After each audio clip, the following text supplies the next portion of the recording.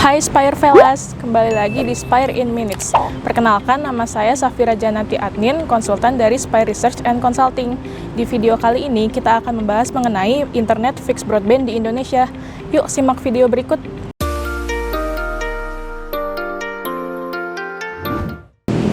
Broadband sering juga disebut akses internet kecepatan tinggi karena memiliki kecepatan aliran data yang tinggi.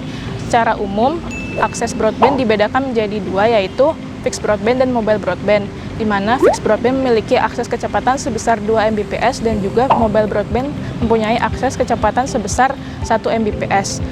Beberapa penyedia internet fixed broadband yang kita ketahui sehari-hari yaitu IndiHome, MyRepublic, Biznet, First Media, dan juga masih banyak lagi.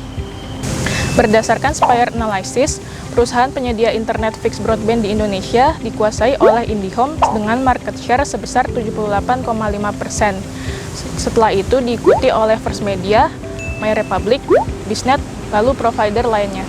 Di Indonesia, bisnis internet fixed broadband merupakan bisnis yang cukup menjanjikan, melihat wilayahnya yang cukup luas dan juga jumlah penduduk yang cukup banyak. Namun sayangnya, penetrasi pengguna internet fixed broadband di Indonesia masih rendah. Menurut data dari World Bank, jumlah total pelanggan fixed broadband di Indonesia sebanyak 9,7 juta. Artinya, penetrasi fixed broadband hanya sebesar 4% dari populasi atau 16% dari rumah tangga. Melihat hal tersebut, penetrasi internet fixed broadband di Indonesia masih tertinggal dibandingkan dengan negara kawasan Asia Tenggara lainnya seperti Singapura, Thailand, maupun Vietnam. Sebagian masyarakat di Indonesia masih mengandalkan jaringan seluler untuk berkomunikasi maupun mencari informasi di dunia maya. Selain itu, jaringan seluler juga lebih mudah untuk didapat serta lebih merata dibandingkan dengan layanan internet fixed broadband.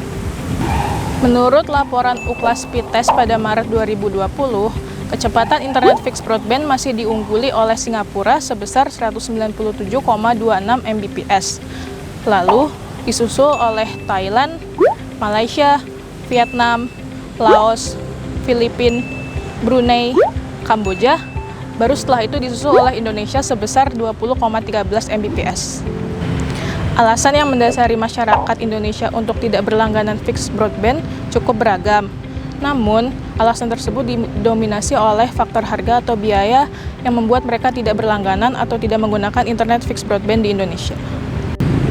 Di Indonesia sendiri, biaya langganan internet fixed broadband berkisar antara Rp250.000 hingga Rp800.000 per bulannya. Biaya tersebut setara dengan 1,2 kali pengeluaran per kapita bulanan rumah tangga pada umumnya. Alasan lainnya yang mendukung masyarakat untuk tidak berlangganan fixed broadband yaitu sudah tersedianya akses internet seluler sehingga dirasa tidak memerlukan akses internet fixed broadband. Selain itu juga ada daerah yang belum terjangkau coverage dari internet fixed broadband tersebut serta kecepatan yang masih rendah. Rendahnya penetrasi internet fixed broadband di Indonesia juga cenderung didukung oleh biaya investasi yang cukup tinggi. Terlebih, pembangunan jaringan internet di Indonesia yang membentang dari Sabang hingga Merauke membutuhkan waktu yang cukup lama dan juga biaya yang tinggi. Kesimpulannya, penetrasi internet fixed broadband di Indonesia masih rendah walaupun sudah banyak perusahaan yang menyediakan layanan internet fixed broadband. Untuk meningkatkan penetrasi fixed broadband di Indonesia, perlu adanya pemerataan jaringan di wilayah-wilayah khususnya di daerah terpelosok, serta menyesuaikan biaya atau harga sesuai dengan kebutuhan masyarakat di Indonesia.